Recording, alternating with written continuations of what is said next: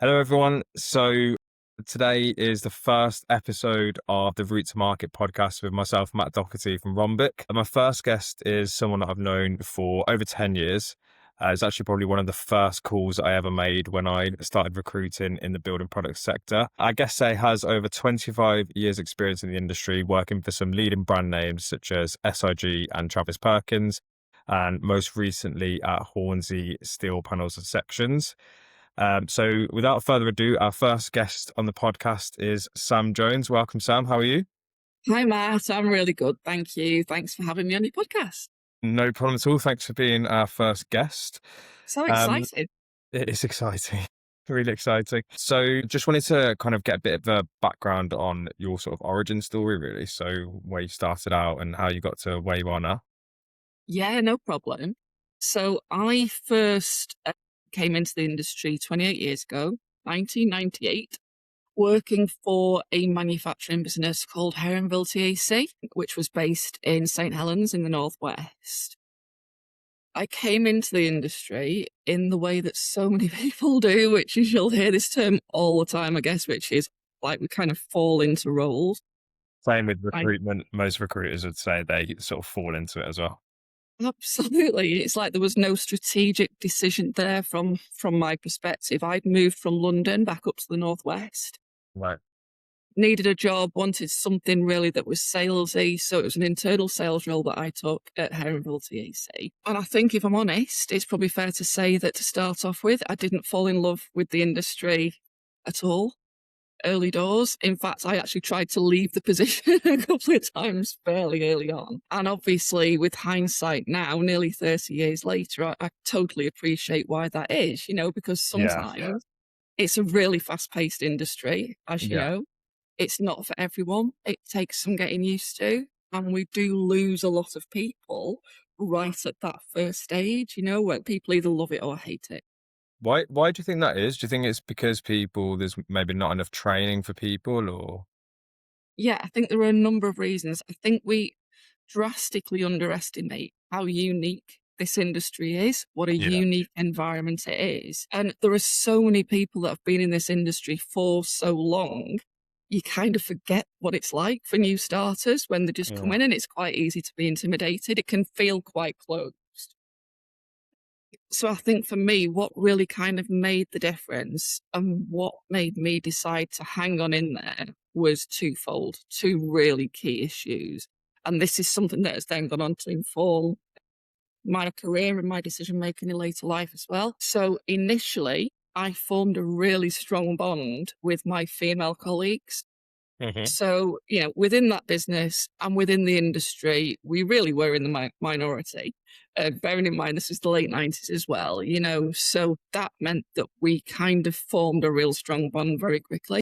We all had a very similar sense of humour, outlook, and that really, really helped us to get through what could be really stressful days. It can be a really stressful, highly pressurized environment. Yeah, So for sure.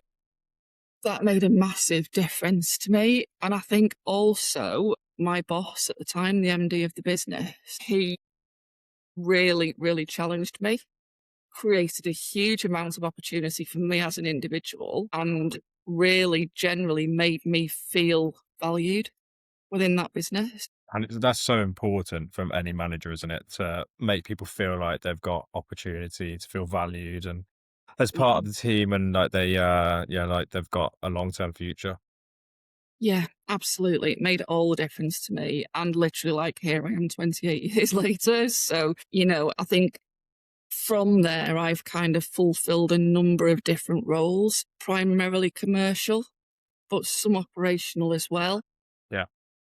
manufacturing and distribution. And it's really, really interesting to see the difference in culture and approach from a Mhm. manufacturing business to a distribution business. I've always found that breadth of experience really, really helpful. Always primarily kind of sticking to profile metal sheeting and related product groups. So by default, really more involved in the industrial and commercial sector, although those products do lend themselves well to residential, agricultural, leisure. So again, you get quite a broad Yeah. view of different sectors. and how they might be performing in comparison with each other. It's quite interesting, right? Because, you mentioned earlier that you kind of fell into it, and a lot of people would say they fell into this industry, but people don't seem to leave either, do they? So even though you don't exactly dream as a young child to be in construction sales or construction manufacturing, but then once people are in there, it seems to get the claws on into people, and It's very it's difficult to rarely get ever out of. leave, isn't it? Well, it's one of those situations again, you do either tend to love it or you hate it. Once you Yeah, learn to love it and you grow to love it, I think other environments, and again, it comes back to the uniqueness of this industry and this environment. You you wouldn't really get that from other environments. I think there is something else that is really underestimated within this environment is the sense of camaraderie, for yeah, for sure, sure. You know, and that is across different businesses, different sectors. It really is a place where one should find your home here. It's difficult to imagine anything different. for sure. So, what have you been doing most recently then? So you've been at Hornsey Steel Panels and Sections. Yeah, so I was managing director at Hornsey Steel Panels and Sections up until literally not Friday just gone, the Friday before. So I left there very recently with a very specific aim in mind, really. So for me now, at the stage of my career that I'm at, what I really want to do is to support growing businesses, but on a much more fractional ad hoc basis.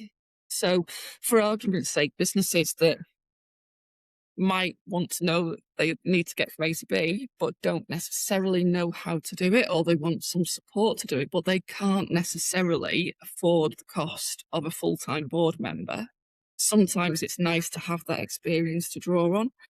And Yeah, that really inspires me as well because I'm quite a creative person. So that front end creation of a strategy really, really lights me up. And in addition to that as well, I'm also focusing on coaching and mentoring approach. So that's an offshoot to the business that I'm going to be developing and to the service that I want to offer. Again, going back to my early experiences, I tried that in a structured manner early on in yeah. my career because that might have made a big difference very early on. Yeah, for sure. And obviously, for the past sort of 2, 3 years, I mean, even going back to what Brexit really, we've had Brexit, then COVID, then we had the Ukraine war, we've had issues with governments and the Iran war now. There's been so many challenges. And one thing I actually speak to a lot of people about is how resilient the construction market is in the UK. But there's so many challenges. You see a lot of companies really struggling at the moment. What's your sort of outlook on the market at the moment and the landscape moving forward? Yeah, so I think this is a real tough one because this year in particular, so I think it's important from my perspective, in my experience, there have always, throughout my 28 years in the industry, been political, geopolitical, external factors that are going to lead to challenges that as businesses and as an industry, we have to overcome. That's a given. Yeah, for I sure. think this year in particular, certainly the start of the year, we all experienced, and this, that's a very sweeping statement to make, but more or less everybody in this industry that you speak to is talking about the challenges they experienced earlier on in the year, whether that's supply chain issues, rising material costs, contracting markets, reduced spend, project delays. It feels to me like, and going back to what we were saying about residential, agriculture, direct to client, distribution, each and every single pocket has been impacted in some way this year. And I think that's really kind of shaken a lot of confidence. It does feel to me like that is turning a little bit of a corner, and we're seeing that, in the business's performance in some areas. But yeah, it is really, really, really a difficult question. And to come back to what you said earlier, resilience is a word that always sticks with me Yeah, for about sure. this industry. I think resilience, camaraderie, and relentlessness. We are just absolutely relentless when it comes to overcoming challenges. And again, this is just from my experiences. The businesses that overcome those challenges most successfully are the ones that drive change from the inside out. Yeah, for sure. So the one thing we can be sure is there are always going to be those external influences, but actually, as long as we're really keyed into our customers, our suppliers, those relationships have to be absolutely second to none. Collaboratively, as a collective, we can kind of pull ourselves through, and that's something that this industry is really great at. Where do you think the sort of main challenges are though? Because I think construction personally, it takes, um, it's like a oil tanker, right? It does take a bit of time to turn, especially like adapting new technology. For example, like AI is not spoken about as much in this industry as in others and things like that. Where do you think the main challenges are and where do you think the opportunities are? So, if I start with the opportunities, because that will probably highlight the challenges, I think absolutely we are getting better culturally at developing people internally. Yeah. So, I think it's fair to say, and this probably sounds a little bit judgmental, we haven't been an industry exactly as you say about the use of AI. And that really interests me, actually. Why in particular is our industry kind of lagging with things like that? Yeah. But as an industry, we haven't always necessarily been most progressive. We can be quite a reactive industry. So we're great and we're really dynamic at reacting to challenges. But that kind of progressive approach that you will see in other sectors or in other universes than in construction, we've never been great at. Does feel now, and certainly I've seen recently, it does feel like there is an influx into businesses of people within their 20s and early 30s who are bringing that more progressive approach with them. Yeah, yeah, Yeah, for sure. You see it on LinkedIn as well, right? Like a lot more people are posting on LinkedIn, doing videos and things like that. And yeah. we're Which, working with, we're working with a few clients as well who are looking at bringing grads in now. So it is good to see sort of fresh blood and fresh ideas coming in. And you see, I went to UK Construction Week last week, yeah, and what was that? it wasn't like great to be fair. Like a lot of people said that it wasn't. It feels like it's kind of dying out a little bit, and maybe that's something that exhibitions maybe either need a rethink or are kind of like the older and more antiquated things that are getting sort of phased out maybe, and then with the new ideas that are coming to the table. But it's just yeah, it is interesting to be fair. Yeah, and that's a shame because I went last year and I thought it was phenomenal. Yeah, yeah, It I was heard that great. off a few people as well. Yeah. Yeah, yeah, it was really collaborative. It felt more progressive than a lot of trade Hmm. shows and exhibitions that you'll go to. So it seems a little bit sad that it's kind of gone back on the wane again. But like you say, maybe it's just an indication of what happens. What I've always found, particularly probably say 2 years after COVID, there was a massive hunger that appeared for seeing people back face to face. Yes, for sure. Yeah. And I and my team really capitalized on that because that was great. We had some growing businesses and growing teams at the time. And actually, what we did differently at that point, when so many organizations were still behind screens or still locked in the office or still taking it very, very gently, we kind of just got the right people in front of the right people. The end, you Yeah. know? And that was a combination of exhibitions, face-to-face visits. We just did as many in person, created as many in-person platforms as possible. And that really gave us a real lead at that point with the products that we were promoting at that time. I think that's definitely something construction does really well, right? The networking, the face-to-face meetings, the award ceremonies, exhibitions, everything like that. Like being face-to-face with people is such a big thing in this industry. Do you see that from recent experience that people are less sort of receptive to face-to-face meetings and more trying to do things over sort of Teams or Zoom, or how have you found that? It totally depends on the part of the business that you're dealing with. Yeah, So much of the cladding and sheeting industry, we will sell to so many different types of end user yeah, or via distribution. So you will get some contractors who are carrying out major projects, but they are literally on the road day in, day out. They're on the site themselves. They might even be on the tube. So when you're looking at this part of the sector, you have to be very careful how you choose your type of communication. It's generally WhatsApp or a Yeah, yeah, phone that's true. call. Yeah. Literally, you try and get that contractor to sit down and have a conversation in a meeting room, or that's just not going to work. It's not going to work with their week. Whereas in some larger organizations, absolutely, still there feels like there is a hunger to meet people. And that's where some of our greatest successes have been just lately. What do you think is sort of like underrated at the moment in terms of building relationships or growing businesses in this industry or overcoming sort of the obstacles? What's underrated? I think in our industry, and again, this is a sweeping statement, just my opinion, I don't think we use social media in Hmm. the same way that a lot of industries will do. I think my experiences in my most recent position and certainly SIG before that, we used social media, LinkedIn in particular, to great effect. Great Yeah. effect. But we have to use it properly. You have to use it as a way of building your contacts and then make sure you're keeping contact with the audience Yeah, for in a really engaging way. And it can be really productive. I just don't think that many people are actually that keyed into that. So that's probably something that, and again, all of these things will grow and evolve. But at the moment, that feels like a little bit of a missed opportunity.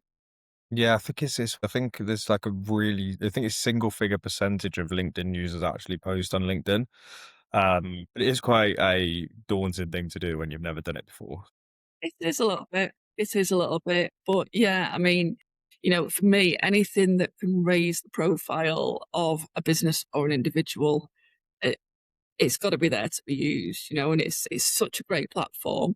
And it still is used for the right reasons, in my opinion, which Yeah, for is sure. business growth and business collaboration and networking. It's just a shame that it's not used more. No, I completely agree. Just going back to the point about coaching, I know from obviously the conversations that we've had over time, that's obviously a massive passion for you. What things do you think people can do to sort of ensure they're developing their sort of new starters and people new into the industry properly and to kind of get people interested in joining the industry and then staying with the industry as well? I am so glad that you asked this because so in my head, and this is really, really prevalent for me at the moment. So both the support that I'm looking to offer to businesses and what businesses can do for themselves as well is kind of broken into two key areas. And that is all informed by my own journey.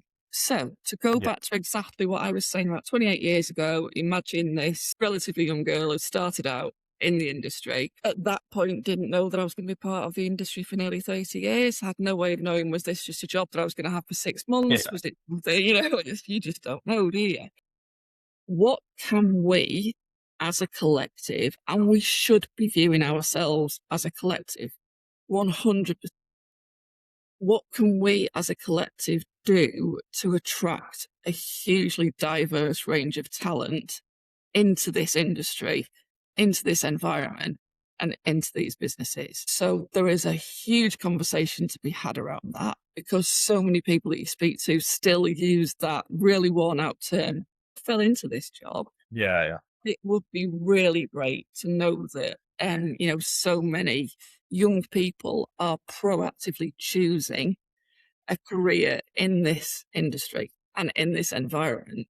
And I would love to find out more about what is going to make that change. What is really, really, really important to people of that age bracket that are going to bring fresh talent, fresh ideas, fresh perspectives. Because, you've already made a comment about, bringing grads in, how much it changes the environment. We need more of that. We need to open the door wider for sure. There is so much opportunity though.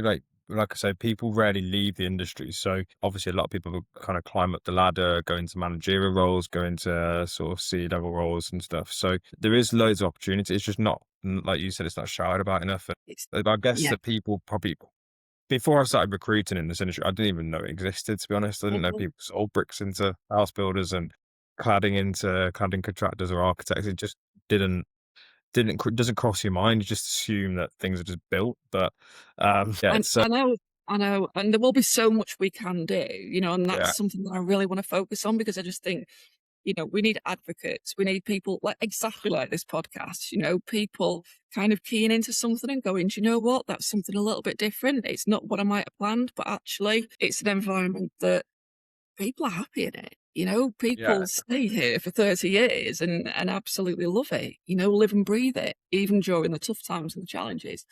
And there's so much knowledge that can be passed on to people, and it's not even Mhm. just the business side of it. Like people play golf together, go to events together. Like it becomes like a community in a way, doesn't it? But it's just not spoken Absolutely. about enough, I don't think. Hopefully that And changes. we do have a wealth of hugely experienced people. And I think so that's the second thread for me. The first bit, the recruitment bit, the bringing talent in, attracting talent, that's your bag. Absolutely. It's something that I'm really passionate about, but that's not where my focus lies. Where my focus lies is once we've got those people into this environment, how do we provide a platform?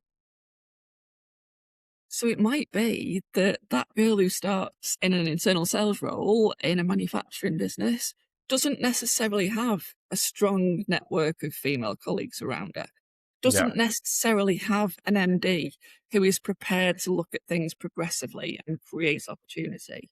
What can we do as a collective, as a collaborative, wider environment to provide a platform for those individuals, that girl sat on that seat who just wants people to key into, that makes them feel seen, makes them feel heard, makes them feel valued, and allows them to have the confidence in this environment that might mean they make it their home for good, yeah, or certainly for a number of years.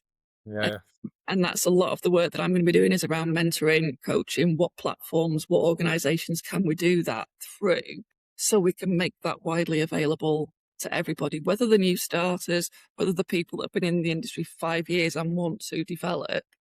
And so many organizations in little pockets have great ways of doing that, great ways of developing their staff, and great ways of providing them with platforms. Because again, coming back to another one of my beliefs, those external challenges that we spoke about, whatever the challenge, somebody in your business is likely to have the answer. yeah, yeah. But too often we don't give everybody a platform in which they can be seen and be heard. And that is absolutely critical to success. Yeah. No, I completely agree. Okay, so the last part of the podcast is a bit more of a fun part.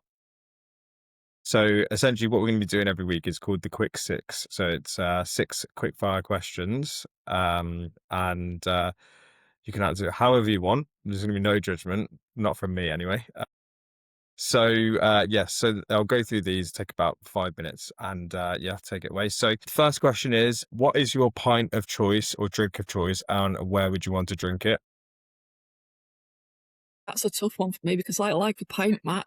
Probably my pint of choice would be a real, especially this time of year now, it's coming summer, a really lively fruity IPA. Cool. And it would have to be in a beer garden, sunny afternoon, somewhere in the Cotswolds. Cool. What would you prefer to watch a Premier League match day with a meal or 18 holes followed by the pub? Well, neither. I'd like to go to I'd like a day at the cricket, please. Okay, perfect. What's the worst job you've ever had and what it taught you? Okay, so I'm very fortunate that I've never really done a really horrible job. My least favourite job was bar work. And that was not because of the job itself, it was just due to the fact that all my mates were out partying Makes while I sense. was working. And what I learned from that is don't do things that make you miserable. Because Yeah, actually, whatever money I earned, whatever additional money I earned from doing that, it wasn't worth the heartache. I just wanted to be out with my mates. yeah, makes sense. I'd probably be the same, to be honest. Okay, and if there's one bit of advice for someone new getting into the industry, what would it be? Listen to the people around you, take advice, soak it all up, whenever you can, but know who you are and what you want. Have a real clear idea of what your personal brand is. Stay true to that. Don't be too influenced, and just expand and grow as much as possible as you go on your journey. Cool. If you were on a night out or at a party and you got to the DJ and you had to put one song on, what is it? This is a little bit of a guilty pleasure for me, and this came true for me at the weekend because I was at a wedding. Right. It would absolutely, without a shadow of a doubt, be Shut Up and Dance by Walk the Moon. Cool. And I will never admit that again anywhere else. It's only going on the internet, don't worry. I think the things leave there after a while. And last but not least, if you could put a player from any sport ever in history into your sales team for a year, who would you choose and why? Well, I wouldn't. Because again, for me, really, I'm not passionate about sport. Okay. And so that wouldn't work for me at all. Any celebrity then? So, okay. So I know the answer to that one. For sure, Peter Gabriel. Okay. I don't even know who that is. I'm not going to pretend to be. No, anybody like, under the age of about 40 probably won't. But he's inclusive, he's progressive, and he really believes in providing a platform for other artists. So he gets a tick. Brilliant. Okay. Thanks very much. Thanks for watching, and I'll see you on the next route.